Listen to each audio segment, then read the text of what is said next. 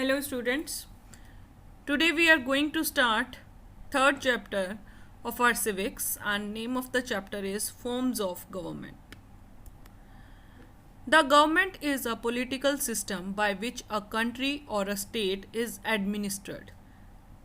Government एक ऐसा political system है जिसके द्वारा एक कंट्री या एक स्टेट को चलाया जाता है.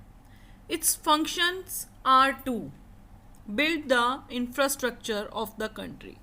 कंट्री के लिए इंफ्रास्ट्रक्चर्स तैयार करना. Look after the welfare of the people. लोगों की भलाई के बारे में सोचना. Maintain law and order in the country. Country में कानून व्यवस्था को बनाए रखना. When we talk about the forms of the government, we have to understand its powers and functions. जब हम गवर्नमेंट की बात करते हैं तो हमें उसकी पावर्स और फंक्शंस को भी समझना होगा. The functions of the government are carried out by its 3 organs. जो गवर्नमेंट के फंक्शंस हैं वो 3 ऑर्गन्स के द्वारा किए जाते हैं. The legislatures which is law making organ, कानून बनाते हैं. The executives which implements these laws, executive जो लॉ को इम्प्लीमेंट करते हैं. And the judiciary which sees to it that these laws are carried out, जो कि इस चीज़ का ध्यान रखते हैं कि ये कानून अच्छी तरह से फॉलो किए जाएं. A form of government is a system by which a state और कंट्री इज गवर्नड. जो गवर्नमेंट है वो एक ऐसा सिस्टम है जिसके द्वारा कोई भी स्टेट या कंट्री गवर्न की जाती है, मतलब उसका शासन चलाया जाता है. The constitution forms the basis on which a country और स्टेट विल बी गवर्नड. किन आधारों पे किसी भी कंट्री को या स्टेट को गवर्न किया जा सकता है वो सब बेसिस कॉन्स्टिट्यूशन ने बनाए हैं. Governments are classified on the basis of the objectives, policies, the way power is exercised and the nature of the constitution. जो गवर्नमेंट है वो उसके क्या काम हैं, उसकी क्या पॉलिसीज़ हैं, वो किस तरह से अपनी पावर को यूज़ करती है और कॉन्स्टिट्यूशन का नेचर क्या है, इन सब चीज़ों में बटी रहती है. Democratic governments and non-democratic or authoritarian governments are classified on the basis of the answerability to the people. इनको किस बेसिस पे डिवाइड किया जाता है कि उनकी लोगों के प्रति कितनी जवाबदारी है. The word democracy is derived from 2 Greek terms, demos and kratos. 2 word से बना है, demos and kratos. These 2 words together mean authority of people, मतलब लोगों के पास अथॉरिटी, पावर होना. Development of the human personality is possible only when the individual enjoys freedom of action and speech. Human personality की development तभी possible है अगर हर इंसान को फ्रीडम दी जाए कुछ भी करने की और कुछ भी बोलने की. A democratic form of government helps to create such conditions. और एक डेमोक्रेटिक गवर्नमेंट ऐसी कंडीशंस को बनाने में हेल्प करती है. The most direct form of popular participation is adult franchise. सबसे ज़्यादा जिसको हम डायरेक्ट फॉर्म कह सकते हैं लोगों की पार्टिसिपेशन की, वो क्या है? Adult franchise. Universal adult franchise means that all adult citizens have the right to vote. जितने भी एडल्ट्स हैं, दैट मीन्स 18 ईयर्स से ऊपर हैं, उन सभी सिटीजन्स को वोट देने का राइट मिला हुआ है. Through this representatives are elected and government is formed. इस प्रोसेस के द्वारा जो रिप्रेजेंटेटिव्स हैं, जो प्रतिनिधि हैं, वो चुने जाते हैं और गवर्नमेंट बनाई जाती है. The organisation and functioning of the government is controlled by the people. जो गवर्नमेंट की ऑर्गेनाइजेशन है और जो फंक्शनिंग है वो लोगों के द्वारा कंट्रोल की जाती है. While governmental authority is recognised, individual rights and liberty are also important. The word authoritarian means absolute obedience of authority, मतलब अथॉरिटी की पूरी अच्छी तरह से पालना करना. A small group of people, a particular social class, or a strong political party controls all the decision making in the government. एक छोटा सा लोगों का ग्रुप, एक छोटी सी सोशल क्लास या एक स्ट्रॉन्ग पॉलिटिकल पार्टी सारे की सारे डिसीजन मेकिंग को कंट्रोल करती है गवर्नमेंट में. Citizens are not allowed to raise any questions about political institutions and their methods of functioning. जो सिटीजन्स हैं उनको कोई हक नहीं है कि वो क्वेश्चन उठाएं किसी भी पॉलिटिकल इंस्टीट्यूशन के या उनके काम करने के मेथड्स के अगेंस्ट आवाज़ उठाएं, ये उन्हें राइट नहीं है. Authority, obedience and order play an important part. Authority, उसको ओबीडियंस, उसको मानना, एंड ऑर्डर और ऑर्डर्स निकालना, ये डेमोक्रेसी में एक बहुत इंपॉर्टेंट पार्ट है. Countries like Libya, Sudan and Myanmar were under military rule. ये कंट्रीज मिलिट्री रूल के अंडर थे. However, with people's movements and popular uprising, transition toward democracy is taking place in these countries.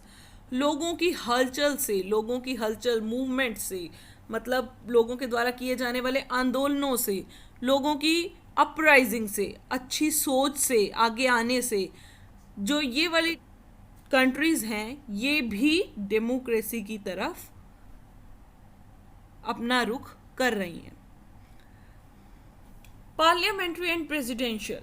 The parliamentary and the presidential form of governments are based on the extent to which the executive and the legislature are dependent or independent of each other. जो parliamentary या presidential form है government की, वो इस चीज़ पे depend करती हैं कि एग्जीक्यूटिव और लेजिस्लेचर एक दूसरे पे कितने डिपेंडेंट या इंडिपेंडेंट हैं.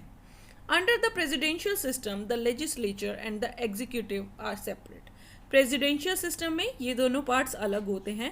There is separation of powers, उनकी powers भी अलग अलग होती हैं. In the parliamentary form, the executive is a part of the legislature and there is a fusion of power. अगर ये parliamentary form होती है तो the executive legislature का एक part होती है और इन सभी पावर्स का एक फ्यूजन, एक मिक्सचर उन्हें मिलता है काम को करने के लिए. Also in the parliamentary system the head of the state is separate from the head of the government. Parliamentary system में जो स्टेट का हेड है वो डिफरेंट होगा गवर्नमेंट के हेड से. The head of the government is elected on the basis of the number of members the political parties have in the legislature. जो government का हेड है वो इस बेसिस पे चुना जाएगा कि उस पॉलिटिकल पार्टी के लेजिस्लेचर में कितने मेंबर्स हैं.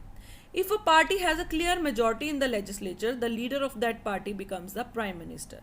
अगर किसी पार्टी के पास क्लियर मेजॉरिटी है लेजिस्लेचर में तो उस पार्टी का जो लीडर होता है वो प्राइम मिनिस्टर बन जाता है. Sometimes no party has a clear majority. कई बार ऐसा होता है कि किसी पार्टी के पास मेजॉरिटी नहीं होती. In such cases a number of parties में form a coalition to form the government. कई पार्टीज मिलकर एक गठबंधन बना सकती हैं और फिर सरकार बना सकती हैं. The executive in the parliamentary form is based on the support of the party in the legislature. जो एग्जीक्यूटिव है पार्लियामेंट्री फॉर्म में वो इस चीज़ पे बेस्ड है कि लेजिस्लेचर में पार्टी को क्या सपोर्ट है. द पॉलिटिकल पार्टी और अ collision of parties that has the majority in the legislature controls the executive. जो पॉलिटिकल पार्टी है या कोलिशन हुआ है पार्टीज का, गठबंधन हुआ है, जिनके पास मेजॉरिटी है अब लेजिस्लेचर में, वो एग्जीक्यूटिव को कंट्रोल करेंगी. दैट मीन्स वो ही सारे रूल्स अप्लाई करेंगी. The prime minister and the cabinet in the Great Britain are good examples of this form of government. Prime minister और कैबिनेट है जो ग्रेट ब्रिटेन की, वो इसकी बहुत अच्छी एग्जाम्पल है. In the presidential form the executive and the legislature are separate. Presidential form में एग्जीक्यूटिव और लेजिस्लेचर सेपरेट होते हैं, यहाँ पे एक ही थे. The real power is in the hands of an elected president who is not a member of the parliament. जो रियल पावर है वो प्रेसिडेंट के हाथ में होती हैं जो कि पार्लियामेंट का मेंबर नहीं होता है. शी और he is not responsible to the parliament. ना ही वो पार्लियामेंट के प्रति उत्तरदायी होता है. Unitary and federal. When there is only one government for the whole country, it is known as the unitary form of the government. पूरी country के लिए एक ही गवर्नमेंट होगी तो उसे क्या कहा जाएगा? Unitary form of government. This form of government makes and also executes the law. जो ये फॉर्म है गवर्नमेंट की, वो कानून बनाती भी है और उन्हें अप्लाई भी करती है. Great Britain, China are examples of such a government. ये ऐसे ही गवर्नमेंट्स के एग्जाम्पल हैं. In a federal form of government, the distribution of power is between the center and the state governments. जब हम फेडरल गवर्नमेंट की बात करते हैं तो यहाँ पे जो पावर्स हैं उसको 2 पार्ट्स में डिवाइड किया गया है, सेंटर और state. Most of the laws that the centre government makes apply all over the country. ज़्यादातर जो लॉज सेंट्रल गवर्नमेंट बनाती है वो पूरी कंट्री में अप्लाई कर दिए जाते हैं. Laws passed by the state government apply only in the state. और जो लॉज स्टेट गवर्नमेंट के द्वारा पास किए गए होते हैं वो सिर्फ स्टेट में अप्लाई होते हैं, और जो सेंटर के द्वारा पास किए गए होते हैं वो पूरी कंट्री में, स्टेट्स में भी अप्लाई होते हैं. Example of this form of government R India, USA, Switzerland, Nigeria and Brazil. Constitutions. A constitution is a set of laws which define how a state or country is governed. एक constitution क्या है? एक set है कानूनों का जो कि ये बताता है कि किसी भी स्टेट पे या किसी भी कंट्री पे शासन किस तरह से करना है. These rules state the distribution of power and authority within the country. जो ये रूल्स हैं वो पावर की डिस्ट्रीब्यूशन को बताते हैं कि कंट्री के अंदर जो पावर है उसका डिस्ट्रीब्यूशन किस ढंग से होगा. The constitution also states the limit to this power and authority. जो कॉन्स्टिट्यूशन है वो ये भी बताता है कि इस पावर और अथॉरिटी की लिमिट क्या है, means which extent they can use it. All the institution of the government work with in the provisions of the constitutions. जितने भी इंस्टीट्यूशन हैं गवर्नमेंट वर्क के वो इन प्रोविजंस के, इन लिमिट्स के अंदर ही काम करते हैं. There are different types of constitutions. अलग अलग तरह के कॉन्स्टिट्यूशन हैं, written and unwritten, rigid and flexible. Written and unwritten constitution.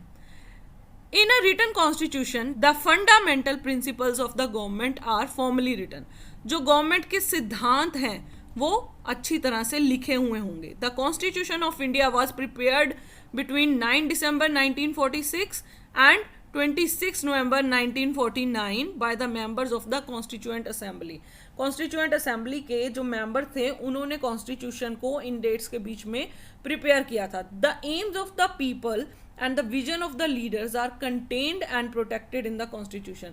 लोगों का एम क्या होना चाहिए और लीडर्स का विजन क्या होना चाहिए ये भी हमारे कॉन्स्टिट्यूशन में लिखा गया है. This helps to avoid conflict of any kind. ये हमारी हेल्प करती है कि लोगों के बीच में किसी भी तरह का कॉन्फ्लिक्ट ना हो. The British constitution is an unwritten constitution and contains no single document. जो ब्रिटिश कॉन्स्टिट्यूशन है वो अनरिटन है, मीन्स वो लिखा नहीं हुआ है और उसमें कोई एक सिंगल डॉक्यूमेंट भी नहीं है. It consist of constitutional conventions and practices that have created precedents for the working of institutions. इसमें क्या है? कॉन्स्टिट्यूशनल कन्वेंशंस हैं और प्रैक्टिसेस हैं जिन्होंने इंस्टीट्यूशन की वर्किंग कैसे करनी है उसके बारे में बताया है.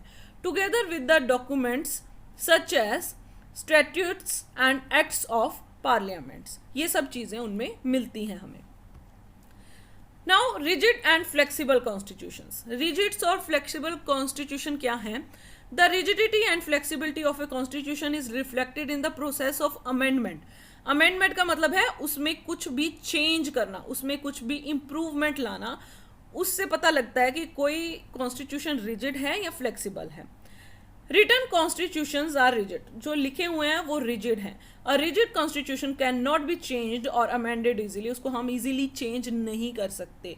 To make amendments in the constitution specific procedures have to be followed, सही प्रोसीजर है जो उनको फॉलो करना पड़ता है, तभी हम उसमें कुछ चेंज कर सकते हैं।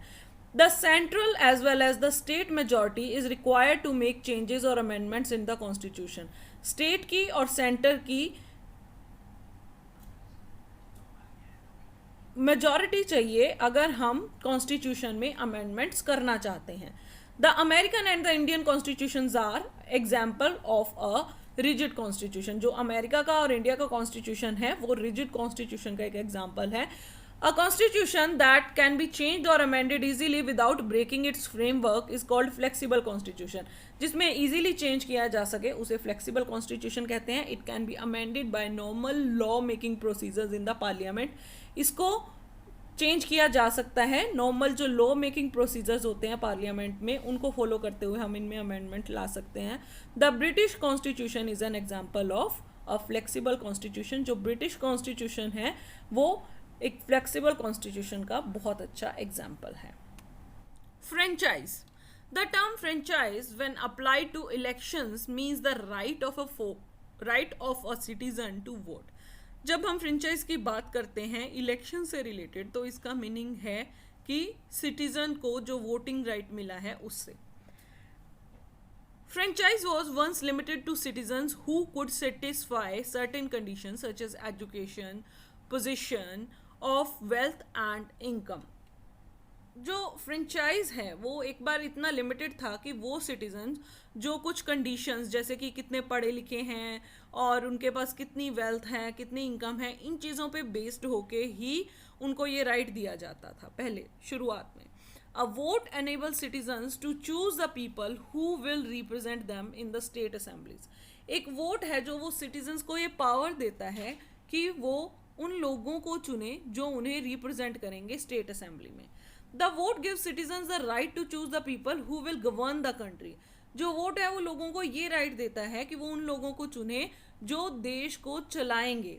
If the citizens are not satisfied with these people they can replace them in at the next election. अगर लोग उनसे सेटिस्फाई नहीं हैं तो वो उनको अगले इलेक्शंस में बदल सकते हैं। In most democracies today the right to vote is universal. ज़्यादातर डेमोक्रेसीज में जो राइट टू वोट है ये यूनिवर्सल है। It is granted as a fundamental right. इसे एक फंडामेंटल राइट की तरह दिया जाता है irrespective of race, ethnicity, class और जेंडर। किसी भी तरह का पक्षपात नहीं किया जाता है। This is also known as universal suffrage. इसको क्या यूनिवर्सल सफरेज भी कहा जाता है। The first step towards universal suffrage was taken in the early 19th century. 19th century के शुरुआत में फर्स्ट स्टेप इसकी तरफ लिया गया था। It focused on removing property requirements for voting purposes. इसने किस चीज़ पे ध्यान दिया कि वोटिंग के लिए प्रॉपर्टी की कोई ज़रूरत नहीं है। In the late 19th and early 20th century the focus of universal suffrage was on giving voting rights to women. 19th के लास्ट में और 20th की शुरुआत में यूनिवर्सल जो सफरेज था उनका मेन फोकस क्या था कि विमेन को भी वोटिंग राइट्स मिलने चाहिए। In fact for a long time in many developed countries women were not given the right to vote. In fact बहुत लंबे समय तक जो डेवलप्ड कंट्रीज हैं वहाँ पे विमेन को ये राइट टू वोट नहीं दिया गया था। Many societies in the past have denied people the right to vote on the basis of race and ethnicity. बहुत सारी सोसाइटीज़ ने हमारे इतिहास में भी लोगों को वोटिंग राइट देने से मना किया है किस आधार पे, उनकी रेस, कास्ट, एथनिसिटी के आधार पे। For example non whites could not vote in the apartheid era in the South Africa. South Africa में जो नॉन वाइट्स थे उन्हें वोट देने का अधिकार नहीं था। The system came to an end with the first free multi party elections in 1994। और ये सिस्टम कब एंड हुआ? जब first free multi party elections हुए 1994 में। Most universal suffrage systems still exclude some voters. कई यूनिवर्सल सफरेज सिस्टम आज भी कुछ वोटर्स को वोटिंग राइट्स नहीं देते हैं. For example, many countries deny the right to vote to convicted criminals और द मेंटली इल. जो क्रिमिनल्स हैं या जो दिमागी रूप पे परेशान हैं उनको वोटिंग राइट्स नहीं मिलते हैं. Also almost all countries deny the right to vote to non citizen residents. जो नॉन सिटीजन रेजिडेंट्स हैं, मीन्स जो सपोज हम इंडिया की बात करें तो जो इंडियन नहीं है, यहाँ के सिटीजन नहीं है, उन्हें राइट टू वोट नहीं है.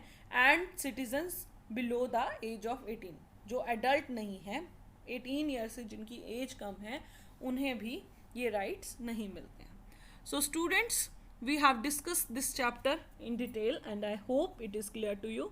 Now I am forwarding you one assignment. Please solve it and submit it to me. Okay, take care. Goodbye.